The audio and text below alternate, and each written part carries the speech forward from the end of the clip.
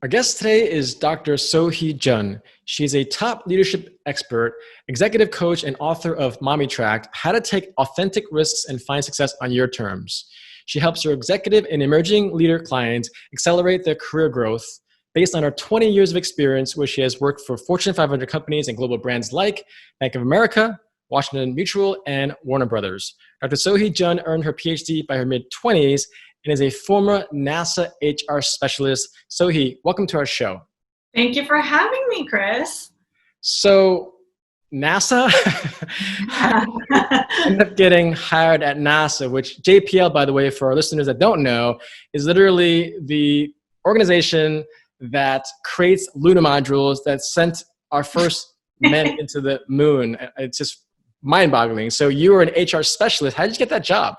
Yeah, I mean, I get to really, truly own that I worked with rocket scientists. It's absolutely true. And it was a phenomenal time there. I learned a lot. And so when you ask, how did I get that job? It really was back in the day. Like, I've been in this field for 20 years now, and it's one of my first real jobs, and I call it real, in quotes. But I, opened up the paper, because back in those times, you look for jobs in the Sunday paper. And there was a advertisement for a career fair. And so I was, in the midst of finishing grad school at this time and working on my dissertation. So I wanted to actually get real experience, hands-on experience as well, doing the work that I'm studying to do. So I went to the career fair in my, my graduate school suit at the time, and I landed an interview. So that is how I got an internship, which turned into a full-time job. So I'm fascinated though, did you have any doubts that, because again, NASA's like Harvard. It's like, oh, I'll just go apply for a job at Harvard. When you rewind your life, what were some of the origin stories that you can share with us about this ambition that you had in terms of how you grew up? I mean, were there seeds of ambition in you when you're growing up that allowed you to just say, yeah, I'm just going to apply to NASA? You just think it's so casual. I'm just going to get a PhD in my mid-20s, So let's rewind a little bit, because I want our listeners to not just know what you've done, but how to do it perhaps for themselves. Yeah, I think that the way that I grew up really created in me a resourcefulness and a resiliency that I also talk and coach my clients around. And it really began with when I immigrated to the US. I'm not even first generation. I came from South Korea to the US when I was 6 years old, and we landed in Phoenix, Arizona. And so, I didn't know the language. I'm coming from a completely different context to the US. And all I wanted to do was fit in and understand what is this? What are the new norms? How do the people work here? I just wanted to make friends, really. So I had to really hustle. And I think it was in that experience that really ingrained in me being resourceful and being ambitious. Yeah. And I remember you telling me a story about how you didn't speak English very well and you literally only knew how to say no. So can you share with the listeners a little bit? It's both heart-wrenching, but also very telling about your character. Yeah, I think that it's one of those stories that always stands out to you because it's in my formative years. And for me, and because of the work that I do, I'm in the right field because I love people. And even back then, all I wanted to do was connect and make friends and get along and have people like me. And I think a lot of kids want that at that age when they're new. So I remember standing in line. This must have been after recess, and we're all standing in line ready to go back into class. And I'm standing there just like an eager student. And how old were you at the time, Sohee? Oh, I must have been no older than 6, 7. Wow, Yeah. And so a couple of kids turn around and they say to me, all you know how to say is no. You don't know how to speak English. And literally, Christopher, all I could say was no back, because that is all I knew how to say at the time. And I was both embarrassed. I was so embarrassed and, ashamed. And, all I wanted to do was learn the language so I could make some friends. I was made fun of a lot. Yeah. And so you and I have that commonality in that I wasn't an immigrant, but my parents were. But growing up in New York City, when I was 6 or 7 years old, my teacher, not a classmate, but my teacher saying, Christopher, shut up. Now, of course, they didn't say that, but they said, Christopher, you're talking too much. You're going to stay after class. And back then, there were actually chalkboards. We actually used chalk. Yeah. And you would tell me, right I will not talk in class 100 times and 200 times. But what I'm saying is those traumatic experiences of people, whether your classmate or teacher, saying that, I know why I'm driven. Literally, a person of authority silenced my voice. When people Mhm. ask me, what's my origin story? Well, if you were silenced as a young kid, wouldn't you want to share your voice? And now I want to share other people's voice, like your story, right? But for the people that are listening, just know that if you've had certain moments that are traumatic and challenging, look at your story, Sohee, because you have this great ambition that literally propels you. And now going back to the whole NASA thing, it just inspires me because you have all this great experience in Bank of America, Washington Mutual, Warner Brothers. And I say this because a lot of people that are coaches, they don't have your breadth of experience, whether from the academic standpoint of getting a PhD, but also the actual practical experience. So first, let's talk about some of the things you learn at working at these global brands. Because like for me, for instance, working at American Express 20 years ago, not knowing that that has allowed me to command $20,000 for a speech now, just like I know when you work with your clients, they're getting so much knowledge and substance from you because you work with these global brands. So talk to us about some things you learned at Bank of America that allowed you to do what you're doing now as an executive coach.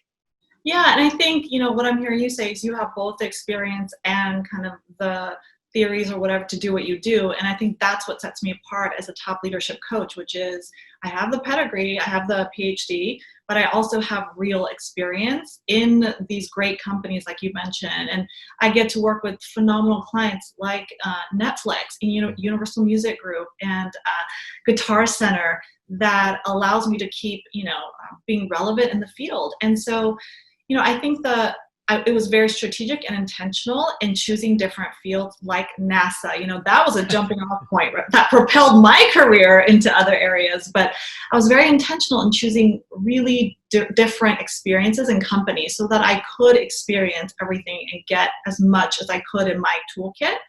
So, financial services, engineering, entertainment, production, startups, I've kind of done it all and have had the honor of working with great companies. And also, my biggest learning, I think, is being a leader myself. Mm-hmm. So I wasn't just working in the companies. I was promoted. I was promoted probably, 3 times when I was at Countrywide, which is now Bank of America. And so at the early age of, I want to say 29 or 30 is when I led my first team. And so in doing that, I made a lot of mistakes. And so I can really coach clients from that space. And then having been at Warner Brothers, now Warner Media, and leading the domestic organization development team and change management team, again, I got the opportunity to do it over. And I have to tell you, I probably did it better than I did the first time around, but that's the point. So I have real experience to draw from when I coach my clients, which sets me apart. Yeah, and I've read some of your client testimonials as well as what your colleagues have said. They're like saying you're effervescent and you're this firebrand, and you're both tactical and strategic. And that's really important because you have the more macro. And the reason why it's so important is because a lot of people say, Christopher, I'm not getting as far as I want. I'm like, well, you got to meet someone like Sohee, because unless you've been there, you really can't be helped to get there. Right. And so in your case, you've already had this ambition and you have this heart and this compassion, but you also have the experience. So let's talk about some of the clients you've worked with and just share with our listeners and viewers and your future fans how you go about helping your clients as an executive coach. Yeah, I think the first and foremost is really to suss out who's ready to do the engagement. But in my 20 years of doing this, I've been able to sit with top of the house, which is, CEOs and presidents of business units. So I can be there and really talk strategy. And I can dive down into everyday management and our frontline employees, because again, I was one, I was a leader and all of that. But typically it's really finding out, okay, so what is the challenge that's being presented to the potential coachee? And let's talk about that. But beyond that, we have to figure out, how do other people perceive? So Christopher, if you're my client, how are you showing up in the world? I'm sold. I'm signing you up for today. Yeah, right? I mean, the people that you interact with, we have to get feedback. And that's where we build kind of the foundation of our start. So this is how you come across. You've got some great strengths. You have some opportunities clearly. So let's work on that.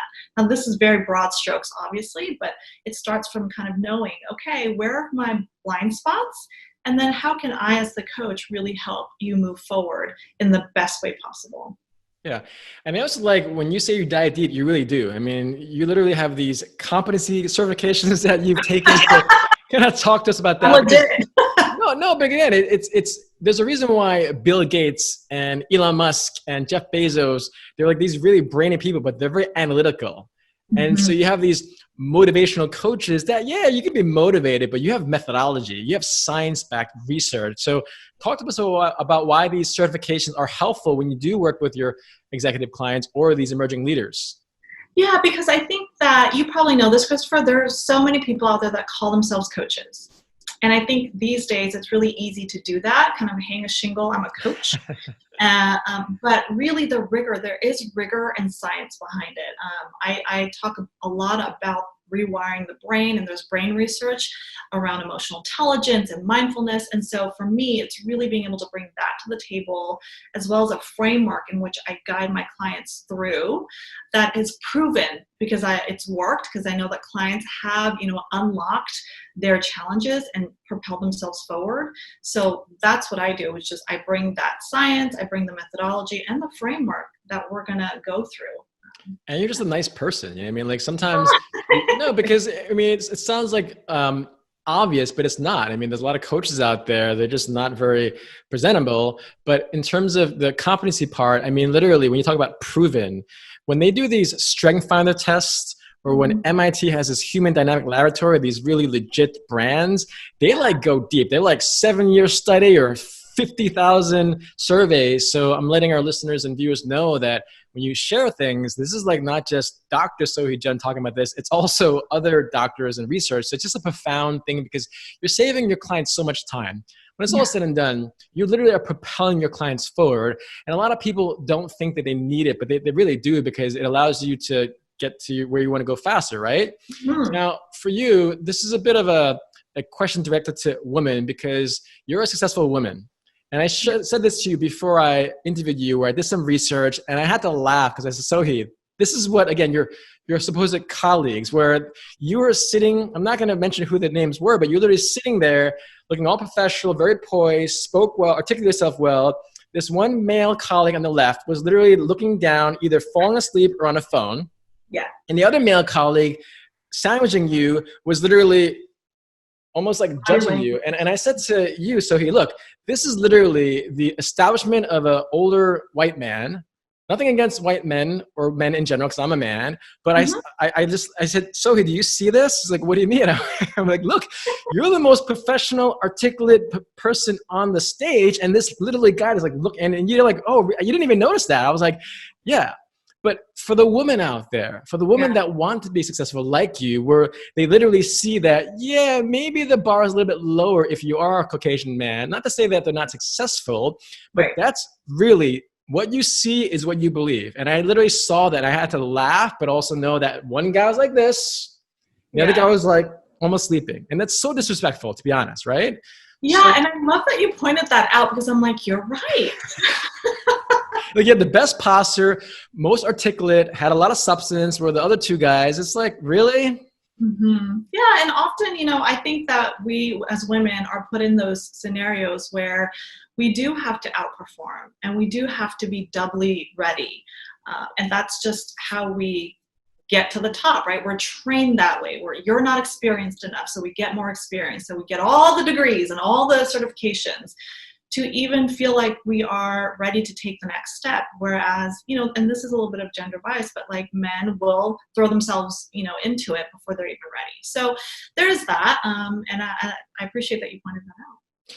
Well, let's talk about that. If there's a woman listener, which there'll be many, whether they're executives or emerging leaders, what do you say to these individuals, specifically women that want to be like you, frankly? Successful, ambitious, focused, professional? Yeah, and I start with really listening to the unique individual. So whether they're women or not, for me, it starts with, okay, so what is your experience and what does success look like for you? So Christopher, your definition of success might look different than mine. So let's figure that out from a place of values. What do you value now? And how do we get you to integrate more of that into your life so that you're successful? So if success looks like, hey, I want that next senior VP role, let's talk about why. and how to get you there authentically by being you authentically and amplifying your strengths. I am a firm believer that if you come across as inauthentic and you're embracing all these other things that you should be doing, it's never going to work for you. And I know that because, for me, the biggest feedback I get is like, you're so authentic and I resonate with you because of that. And so as a coach, I really work with people, and especially women, to own their authenticity and work with it and amplify their strengths so that they can get to that SVP level or whatever it is that they're trying to achieve. To be like you. So, well, and let's talk about that, because you have written a book called Mommytracked. Yes. And it's not easy to have any career, but especially as you're a mother, you had 3 young kids at the time. And so talk to us about the journey of you being an author and why you even chose to write it. Because I know your kids at the time were quite young. I think under 5, all 3 of them, I think, right? Yeah. So, it's as with writing a book, it's always a journey. That's kind of a winding road. There's lots of starts and stops. So in total, I want to say this took 2 years, and from the idea being brought forth for me to actually launching it back in August. So it's been a little over a month now. Congratulations. Thank you. And I do have to share it. This is it. Mommytracked. Oh, yeah. A #1 bestseller on Amazon. Congratulations. Thank you. So people can find it there. But really, the idea came forward when I was sitting down with a person that was on my team. And we would always sidetrack our conversations to like, what lit us up inside? What's that passion? And so I was always talking about my kids. At the time, they must have been 1, 3, and 5 or something like that. And how do I make this work? What's my success look like? What's next for me as a working mom that's ambitious? Do I do this lean in thing? I don't know. What do I do? And so she reflected back for me. She's like, listen, this is what you write about, because it's my lived experience. And I know if I'm struggling with that in terms of defining success for me authentically and going for it, then I know other women are as well. And so having that conversation, I was like, oh my God, that's absolutely it. So the idea was born, and I write from a place of experience, but also the women that I've coached who talk about that, who say, you know what, maybe climbing the traditional way isn't for me. So then let's figure out what that is and have you unapologetically go for it. Yeah, that's amazing. And it's also for not just working moms, it's just for any ambitious woman, really. Yeah.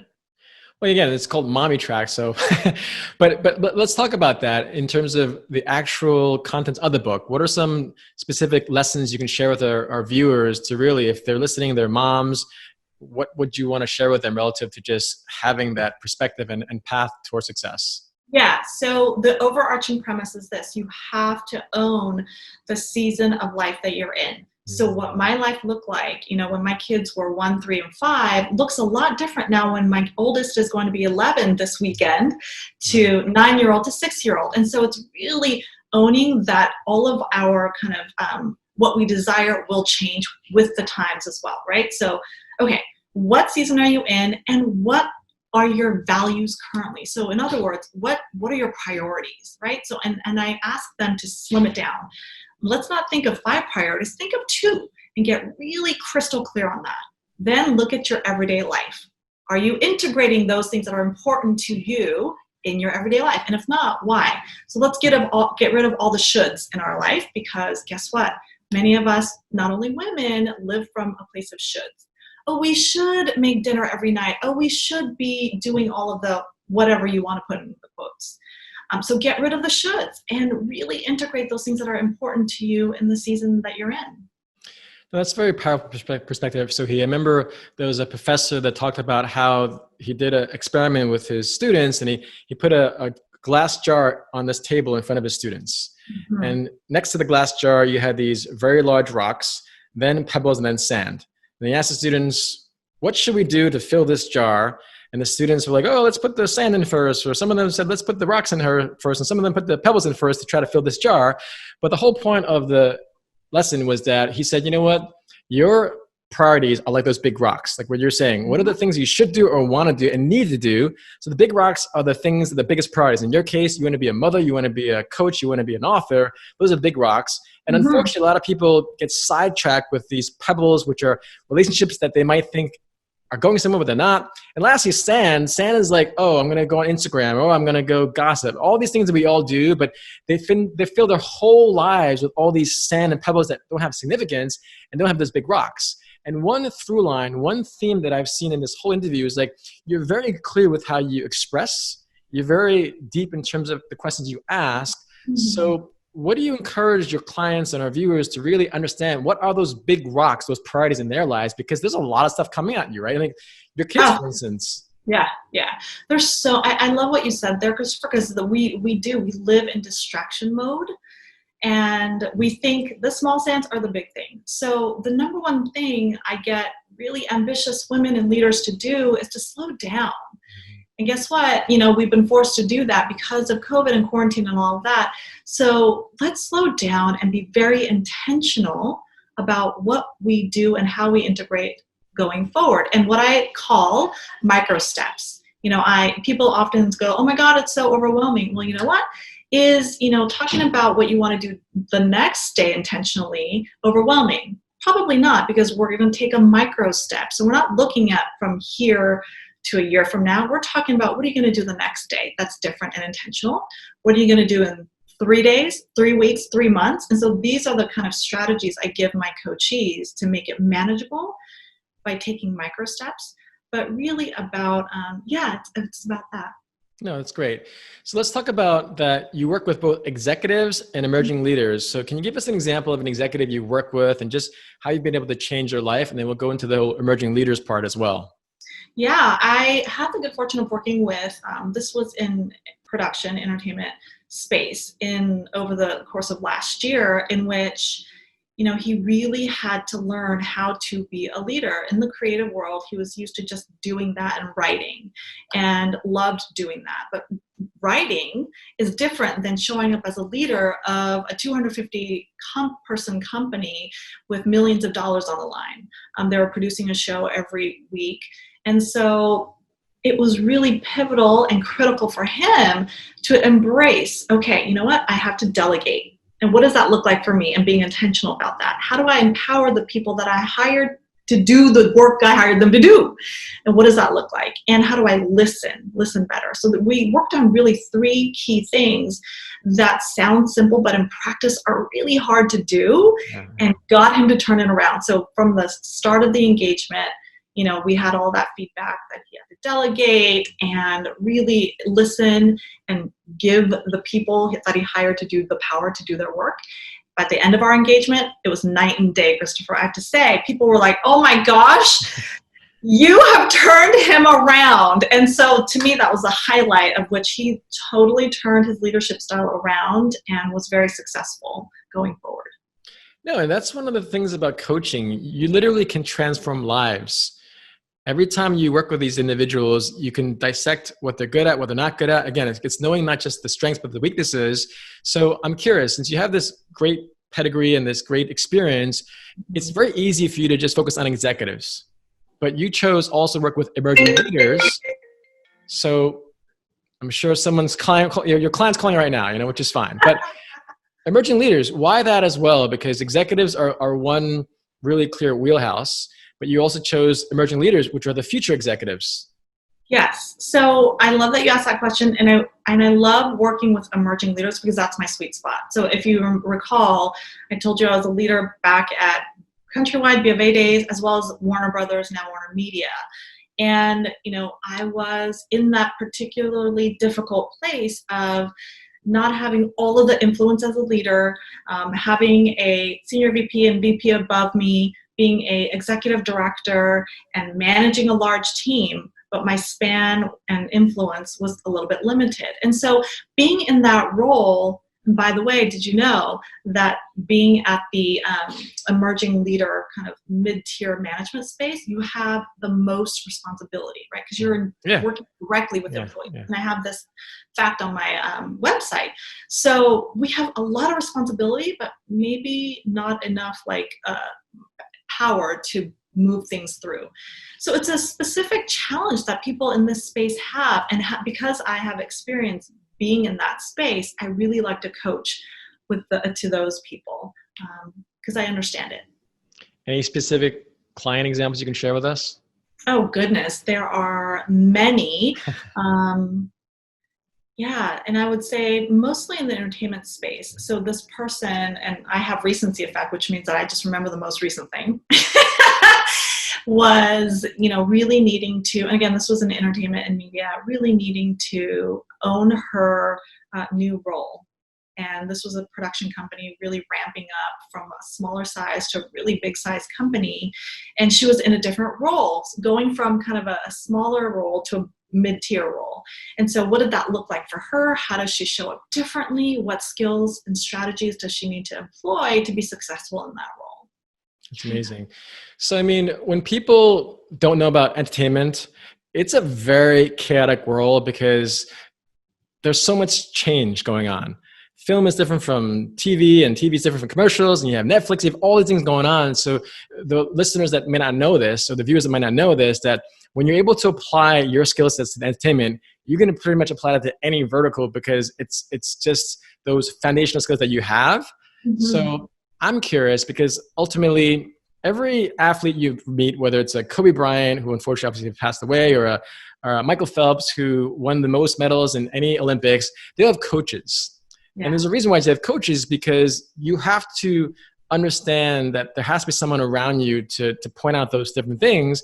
But yet when people in their careers, they don't have coaches, they almost like, I don't need a coach. And I'm like, do you want to be successful? So I'm curious, Right. when you work with people that have that, yeah, I don't know if I need a coach. And I'm like, you might want to hire Sohee because she has all this great experience. Yeah. So first of all, what do you say to people that might think they don't need a coach?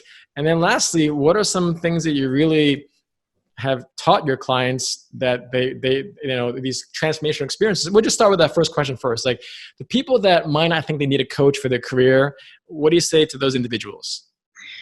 I think I always lead with curiosity. And this is a mindset that I try to instill in my coaches as well, because it opens up questions. So I would just be curious about why. Tell me more about, why you don't think you need a coach. And it might be right. And I could add something there. But I also am very careful to not take on clients that don't want a coach, because I'm not trying to take you to, a place of believing that you need something. I work with people that feel that they're ready to propel. And if they're not, it's not worth my time or theirs. I'm not trying to convince anyone to take me on as their coach. So that's first and foremost. So, just being curious about why, and maybe I add some nuggets about what a coach can do and, preview for them what it could look like, and then let that percolate. They might come back, they might not, and that's okay. I have a full roster and people waiting. Yeah. So, I'm careful to take on people that are really ready to do the work, because it's hard work. If you want to transform in any area of your life, you have to do the work. Yeah, and the thing I'm going to end with, Sohee, is going back to the analogy of NASA and propulsion. Literally, it's like, look, the rocket is going up. And I know how to do that. I've helped all these clients literally transform their lives. It's not like, oh, we'll just take a car or a bicycle or even a motorcycle. It's like, no, this is a propellant. It's like a rocket. Yeah. And for you, what's the one advice that you've often given to your clients that you've literally seen this propulsion effect, this transformation? What's one principle, theme, skill set that you feel that you've really been able to help your clients with that has really propelled them to the next level in their careers? Yeah, I would say there are so many things, but I'll distill it down to being clear about the why. And there's a lot of people that talk about this, but it's so important, because if you're not clear why you want that next big role, or to be an entrepreneur, or to be an author, who is going to believe that you want to do that, right? So you have to get really still and say, okay, I want this because I want my work to be in service and to help people. And dive even deeper. Well, why do you want to help people? And once you get real clear on what it is you want to do, then you can rocket forward with the right type of support, like a coach. Yeah, no, it's perfect. I mean, going back to your story about how when you first came as an immigrant and all you knew how to say was no, but it's still very telling that one of your best qualities is that you're authentic. You have all these great professional qualities, but when your clients work with you, they know that you're on their side. They know that you're going to tell them the truth. They know that you're authentic. And that's the single most important quality you need as a coach, because you can't coach anyone if you can't be honest. Right. And so I hope our listeners and viewers really learn from you know that you are this propellant, this great coach for either for executives or emerging leaders, because you have this beautiful understanding of life, both on the theoretical, educational side, but also professional side. So thank you so much for being on our show. Really appreciate you, and hope you have a great day.